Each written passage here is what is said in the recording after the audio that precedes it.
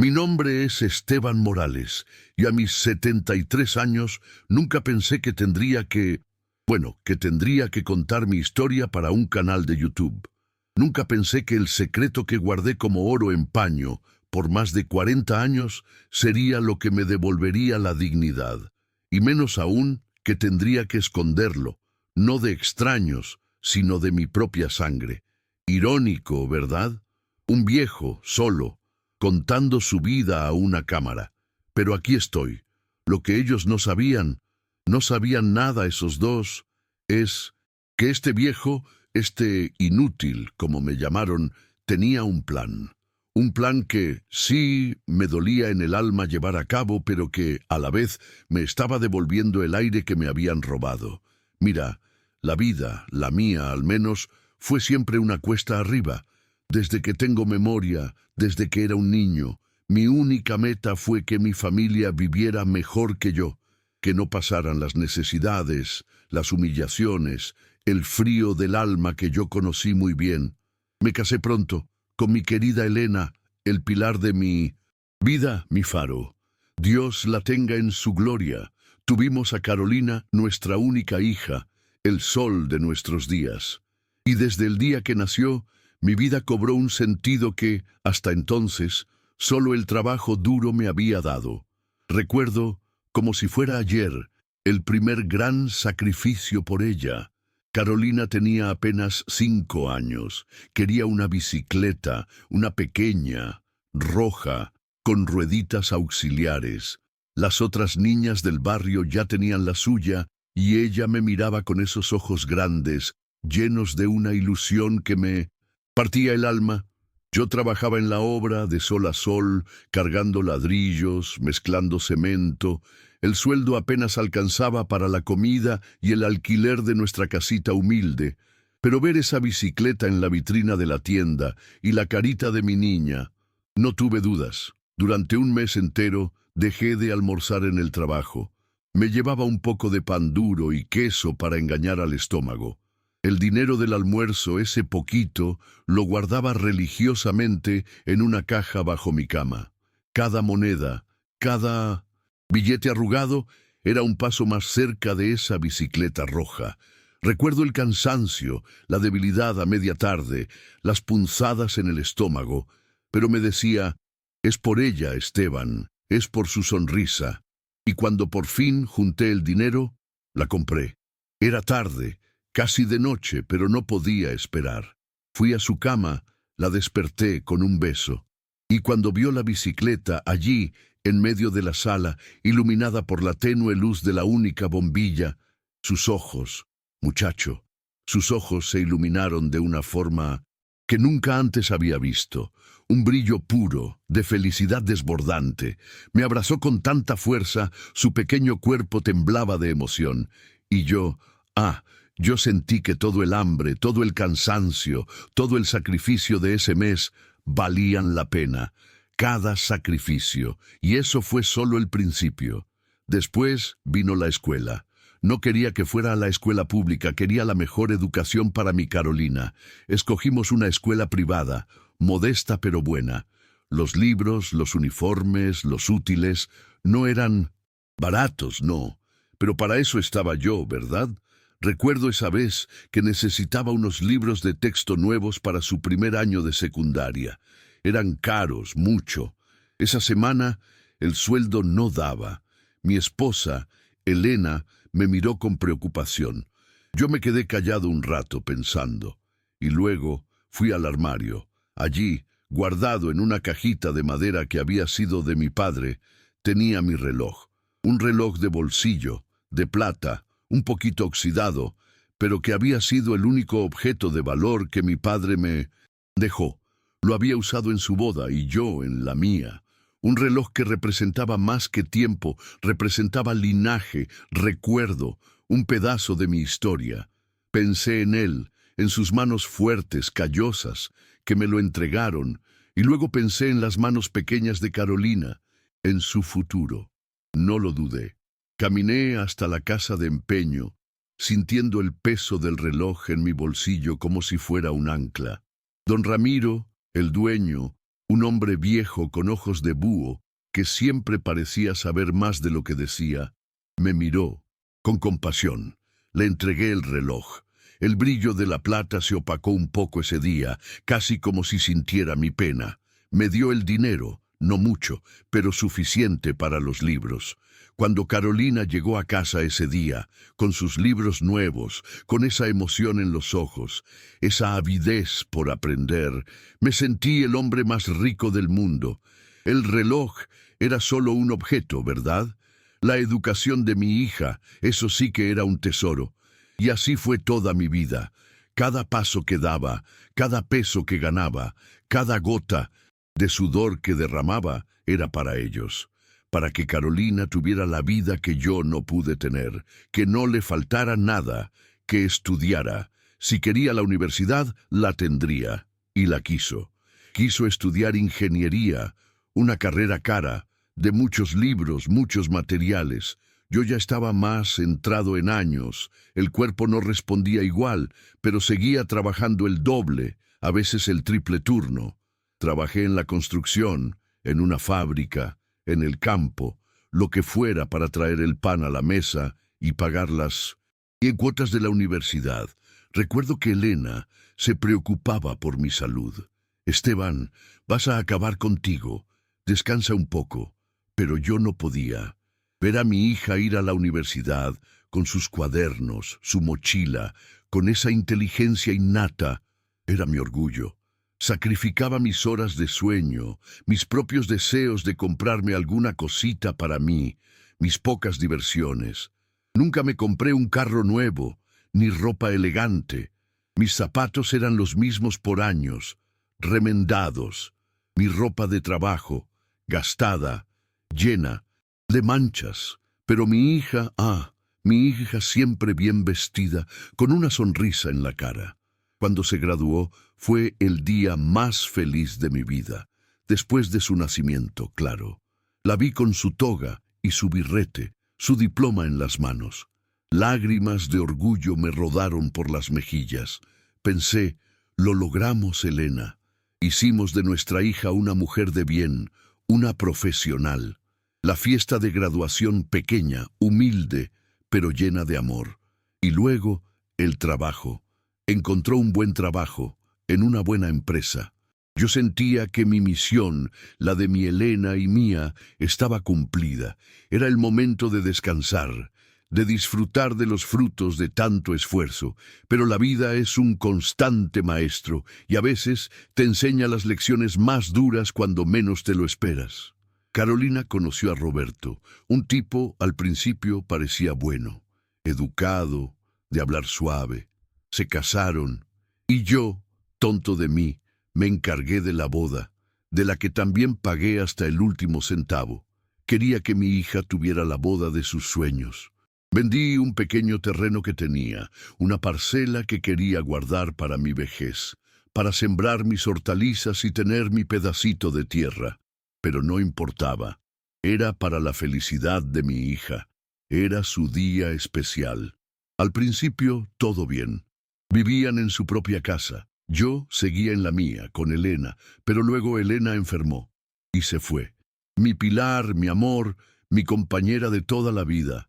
Se fue y me dejó un vacío que todavía me duele en el alma. Me sentí solo, viejo, cansado, y ahí empezó todo a cambiar. Carolina y Roberto me invitaron a vivir con ellos. Papá, no puedes estar solo, ven con nosotros. Al principio sentí un alivio. Mis últimos años, con mi hija, con quienes amaba. ¡Qué bendición!, pensé. ¡Qué ingenuo fui! Al principio las cosas eran tolerables, pero poco a poco la actitud de Roberto y luego la de Carolina fue cambiando, sutilmente. Primero, eran las pequeñas cosas. Mis rutinas, mis horarios, mis mañas de viejo empezaron a ser un problema. Papá, ¿por qué te levantas tan temprano? Haces ruido. Después, papá, ¿podrías no dejar tus cosas ahí? O papá, ¿no crees que lees mucho el periódico? Gasta la vista. Pequeñas punzadas, pero constantes. Luego vino lo del estorbo. Recuerdo un domingo. Estábamos comiendo. Yo intentaba contarles una anécdota de mi juventud, algo gracioso que me había pasado en el trabajo. Me reía yo solo un poco al recordarlo, y Roberto, sin levantar la vista del plato, soltó: «Papá, ¿no podrías hablar un poco menos? Es que ya estamos cansados de tus historias». Carolina no dijo nada, bajó la mirada. Sentí un frío en el pecho. Mis historias, mis recuerdos, mi vida, eran un estorbo. Las cosas fueron a peor. Yo, que siempre fui el que proveía, el que resolvía, me convertí en una carga.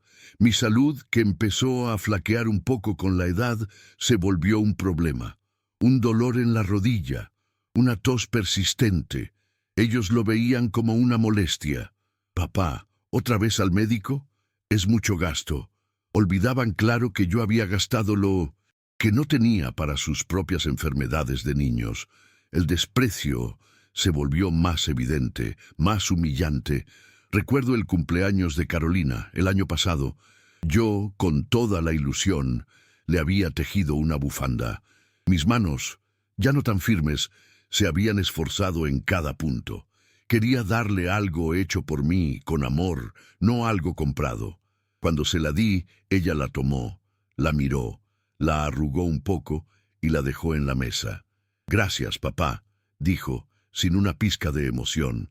Y Roberto, con una sonrisa burlona, soltó: «Ay, suegro, con lo que le gusta a Carolina la ropa de marca, eso es más para su abuela». Me sentí como un trapo viejo. Todas las mañanas que pasé tejiendo, cada punzada en mis dedos, cada gramo de amor que le puse, tirado por tierra. La bufanda terminó guardada en un rincón oscuro, olvidada, y la cena de Navidad. Siempre habíamos sido una familia unida en Navidad, pero ese año me sentaron en una mesa pequeña, aparte, en la cocina, con los niños. «Para que tengas más espacio, papá», dijo Carolina.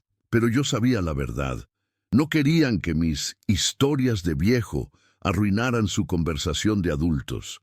Sus chistes sobre gente que yo ni conocía, sus planes de viajes caros. Los oía reír fuerte desde la sala, mientras yo, callado, comía mi plato recalentado viendo a los niños jugar. Sentí una vergüenza, una soledad tan profunda que las lágrimas se me subieron a los ojos. Tuve que disimularlas, fingiendo que me había picado algo en el ojo. Las mentiras. Ah, las mentiras. «Papá, no podemos visitarte esta semana, tenemos una cita muy importante». Y luego los veía pasar en su carro, riendo, yendo al centro comercial. «Oh, papá, no podemos ayudarte con el jardín, tenemos mucho trabajo». Y luego los veía en el patio, horas y horas, con la computadora, sentados, sin hacer nada. Poco a poco me fui volviendo invisible.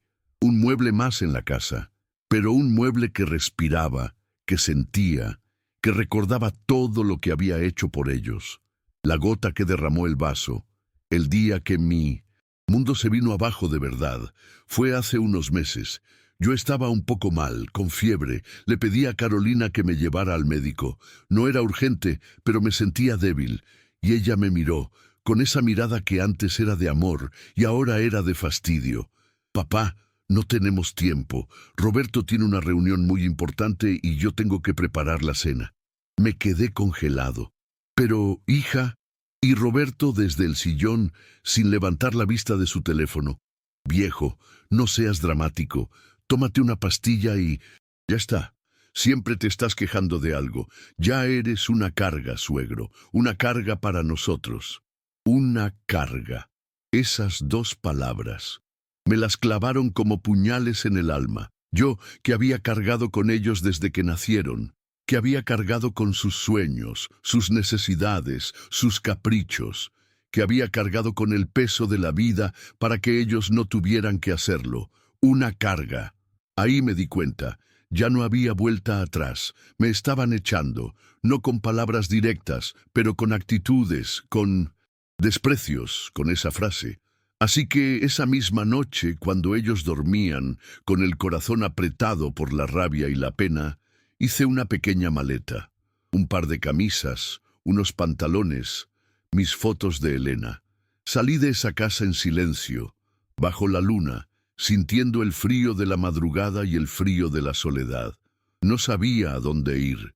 Tenía unos pocos pesos en el bolsillo, un anciano, 73 años, sin rumbo, sin casa, expulsado por su propia hija. Me senté en un banco en la plaza, en la oscuridad, y lloré. Lloré por mi Elena, por los sueños rotos, por mi ingenuidad. Lloré por el viejo que se había vuelto, por la carga que era. Pero mientras las lágrimas corrían por mis mejillas, algo empezó a encenderse en mi interior. Una chispa, pequeña al principio pero que fue creciendo. Una chispa de orgullo, de rabia, de resurrección. Me acordé de mi hermano Luis. Mi hermano Luis. Luis era diferente a mí. Era un espíritu libre, un soñador, un aventurero. Se fue de casa joven, buscando fortuna en las minas del norte. Pasó años, muchos años, escribiendo de vez en cuando, contando sus aventuras, sus decepciones, sus esperanzas. Y un día, hace como 45 años, llegó una carta que lo cambiaría todo. Hablaba de un descubrimiento. Esteban, hermano, lo logré. Encontré la veta. Es increíble.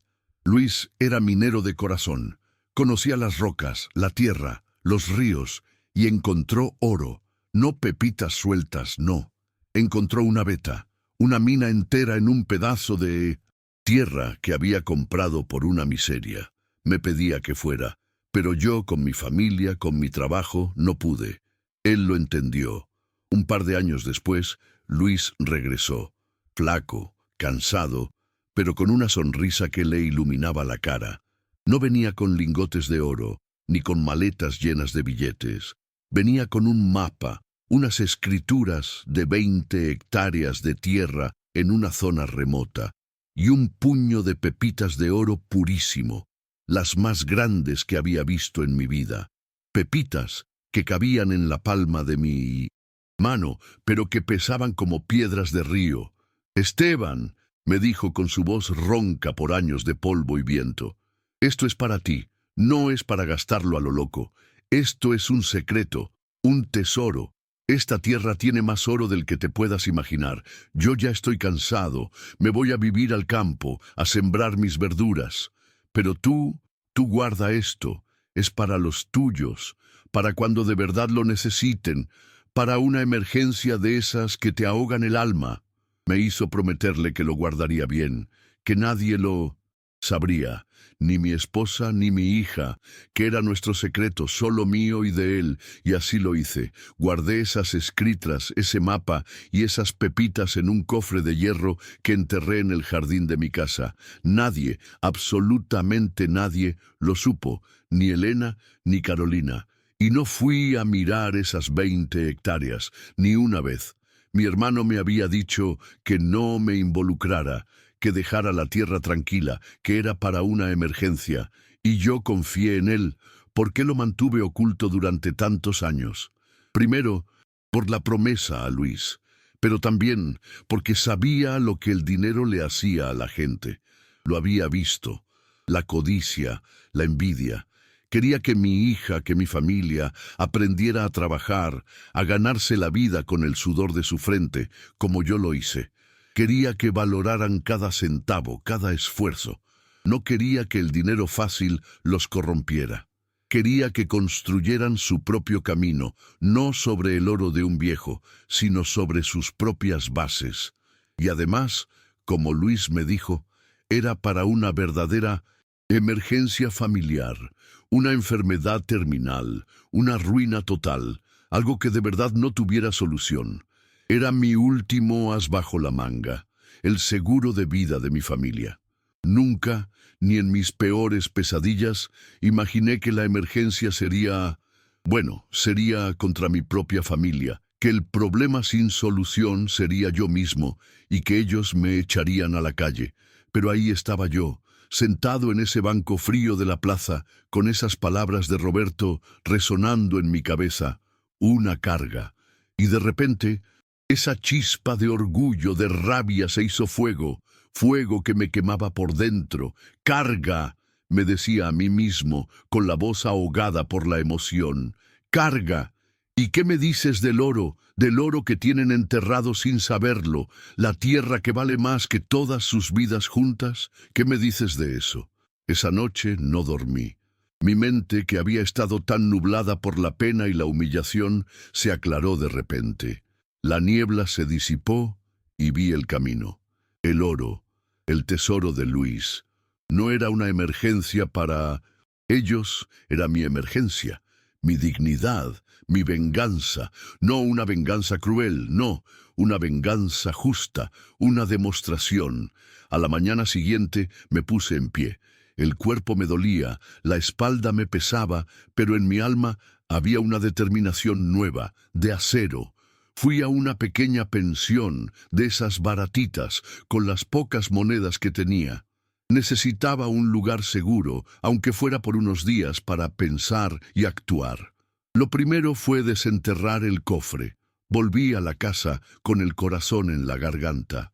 Entré por el patio trasero, en la madrugada, como un ladrón, en mi propia casa. Con una pala pequeña, la que usaba para mis rosales, cavé. Mis manos temblaban, no de miedo, sino de una mezcla de emoción y rabia. Y ahí estaba, el cofre de hierro, oxidado, pero intacto. Lo abrí. Las escrituras, un mapa viejo y esas pepitas de oro, brillando con una luz opaca pero potente en la oscuridad. Las agarré. Sentí el peso en mi mano, el peso de 40 años de secreto, el peso de mi futuro. El plan no fue fácil. Un viejo como yo, sin contactos, sin dinero, ¿cómo vendía un terreno con oro? ¿Cómo hacía para que no me estafaran? Empecé de a poco. Lo primero fue ir a la ciudad grande, lejos de donde me conocían. Fui a una notaría. Me senté con un abogado, joven. Al principio me miró con desconfianza. Un viejo andrajoso, con unas escrituras viejas y unas pepitas de oro. Sonaba a locura.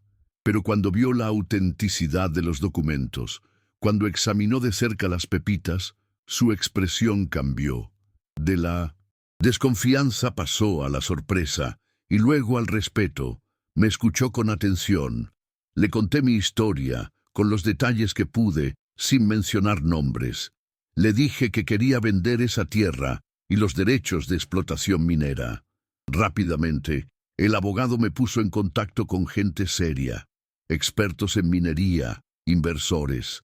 Las reuniones fueron agotadoras. Viajé, firmé papeles, me hice análisis. Todo en secreto, con la mayor discreción. Los inversores mandaron a sus geólogos a la tierra de Luis. Días después, el informe llegó. La veta era aún más rica de lo que Luis había imaginado. El valor de esa tierra era astronómico. No era calderilla, muchacho. Era oro de verdad. Oro puro. La negociación duró semanas. Cada día sentía más la fuerza en mí. El viejo inútil, el que era una carga, estaba manejando millones. Millones. La suma final era algo que mi mente apenas podía comprender. Una fortuna, una verdadera fortuna. Y todo, absolutamente todo, era mío. El día que firmé los papeles finales, que el dinero fue transferido a una cuenta que abría mi nombre, sentí un alivio tan grande que casi me desmayo. Era como si un peso gigantesco se hubiera quitado de mis hombros. Pero también había una punzada de tristeza. La tristeza de no compartirlo con Elena y la tristeza de saber que este oro era una espada que usaría contra mi propia carne. Y ahora venía la parte más difícil, la justicia, la ejecución del plan. No quería humillarlos en público. Quería que la verdad les cayera encima como una losa, en la intimidad de su propia conciencia. Así que, con la ayuda de mi abogado, hice una movida. Compré una casa, no una mansión, no. Una casa cómoda, bonita, con un jardín grande, justo enfrente de la suya. La reformé con cariño, la llené de muebles bonitos, de recuerdos de Elena. Una casa que gritaba hogar, algo que había perdido. La gente del barrio, mis antiguos vecinos, se enteraron de que el viejo Esteban había vuelto. Algunos me saludaban con curiosidad, otros con pena. Carolina y Roberto al principio no se dieron cuenta de que era yo el que se mudaba a la casa de enfrente. Estaban demasiado ocupados en sus vidas, en sus problemas, en su desinterés por el mundo fuera de ellos. Pero un día me vieron. Yo estaba regando mis flores, esas que tanto le gustaban a Elena, y se quedaron paralizados. Carolina fue la primera en acercarse, con una mezcla de sorpresa y recelo en el rostro. «Papá, ¿qué haces aquí? ¿Cómo es que compraste esta casa?» Su voz sonaba forzada, como si las palabras le costaran salir. Yo, con calma, con una sonrisa que no les llegó a los ojos, una sonrisa llena de años de dolor y de una newly acquired fuerza, les dije: «Ah, hija, la vida da muchas vueltas, ¿verdad? Y este viejo todavía tiene algunos trucos bajo la manga». Roberto se acercó, con esa arrogancia que tanto me irritaba. «Suegro, ¿cómo es esto? Nos está espiando. ¿Con qué dinero ha comprado esto? ¿Acaso ha estado pidiendo limosna o le ha dado por estafar?» Su tono era de burla, y ahí en ese momento supe que era el momento. Sentí que el aire se cargaba, se volvía denso. Los miré a los ojos de mi hija, a quien había dado todo, los ojos de ese hombre que me había llamado carga, y con una voz tranquila, sin alzarla, pero con una firmeza que nunca habían oído en mí, le solté la verdad. «¿Qué cómo? ¿Con qué dinero?» Respiré hondo. «Con el oro, hijos. Con el oro que su tío Luis me dejó hace 45 años. Con las 20 hectáreas de tierra que vendí hace unas semanas.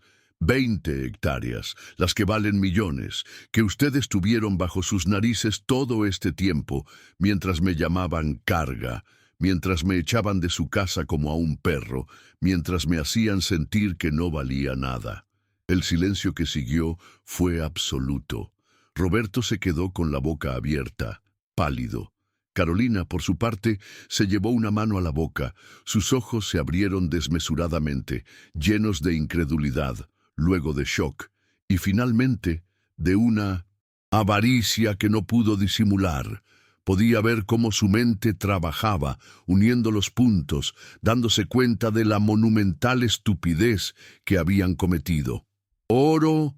¿Millones?», balbuceó Roberto, su voz apenas un susurro. Carolina, recuperándose, trató de cambiar su semblante por uno de angustia. «Papá, ¿cómo pudiste? ¿Cómo nos ocultaste algo así? Toda la vida pasamos necesidades, y tú con esa fortuna».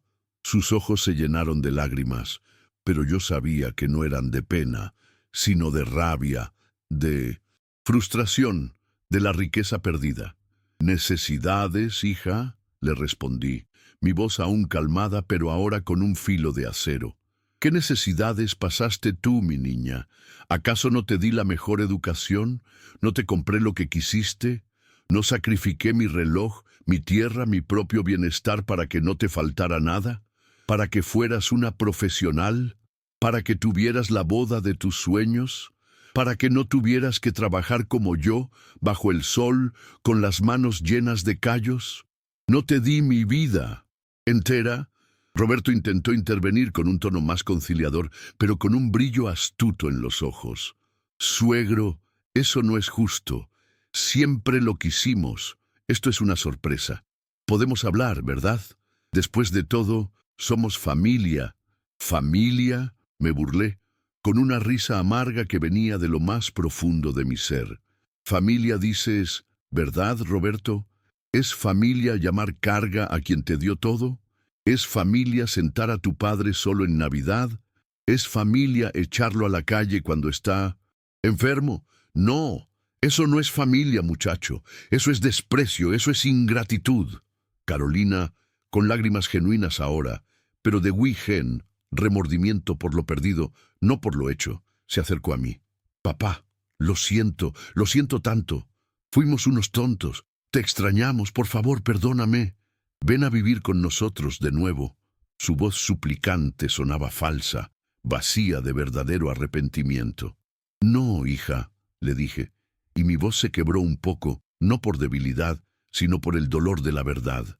Ya no, ya viví esa vida, y no volveré a hacerlo. El oro no era para que ustedes se volvieran ricos de la noche a la mañana, era para una emergencia, y la emergencia llegó. La emergencia fue mi propia dignidad. La necesidad fue mi propia supervivencia. Necesidad de recordar quién era yo, Esteban Morales, antes de que ustedes me pisotearan. Se quedaron allí, parados, en silencio, viéndome con la casa bellamente restaurada a mis espaldas. Vi la mezcla de rabia, de frustración, de avaricia, de una derrota rotunda en sus ojos. Las palabras no les salían. La verdad los había golpeado más fuerte que cualquier puñetazo. Se dieron cuenta de todo lo que habían perdido. No solo el oro, sino la oportunidad de tener a un padre que los amaba incondicionalmente. Desde ese día, mi vida cambió. No me volví un derrochador. El dinero me dio algo mucho más valioso que lujos. Me dio paz. Me dio la libertad de vivir mis últimos años con la cabeza en alto. Invertí sabiamente una parte, y con otra, compré esta casa. Vivo tranquilo, en mi propio espacio, sin sentirme una carga para nadie. Volví a sembrar mis hortalizas en el jardín.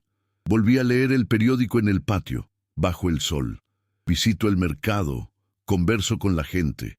Descubrí que hay otras personas en el mundo que te valoran por lo que eres, no por lo que tienes o por lo que puedes dar. Mis vecinos, por ejemplo. La señora Ana, que me trae un plato de sopa cuando me ve un poco decaído. El joven José, el de la tienda de la esquina, que siempre me guarda el pan fresco y me ayuda a cargar mis bolsas. Me siento parte de una comunidad, de verdad. No guardo rencor. Bueno, no un rencor que me carcoma. El amargor sigue ahí, claro, como una cicatriz. Pero la verdad es que el dinero, el oro de Luis, no fue lo que me trajo la verdadera felicidad. Fue la recuperación de mi dignidad, la capacidad de decir no más, la paz de saber que me valía por mí mismo, no por cuánto podía sacrificar. El verdadero oro no estaba en la tierra, estaba en mi propia alma, esperando a ser descubierto de nuevo. Aprendí que la verdadera riqueza no es el oro que se esconde bajo tierra, sino la honestidad del corazón. La gratitud que se da sin pedir nada a cambio. El amor que no pide, que no exige, que no abandona. Y la dignidad. La dignidad es un tesoro que nadie te puede quitar a menos que tú mismo lo permitas. Me la habían robado, pero la recuperé. Y con ella, la paz. Y eso, muchacho, eso no tiene precio. Y ahora, después de esta historia que me ha revuelto el alma al contarla, me gustaría saber, dime qué harías tú en mi lugar y cuéntame también desde qué ciudad me estás escuchando.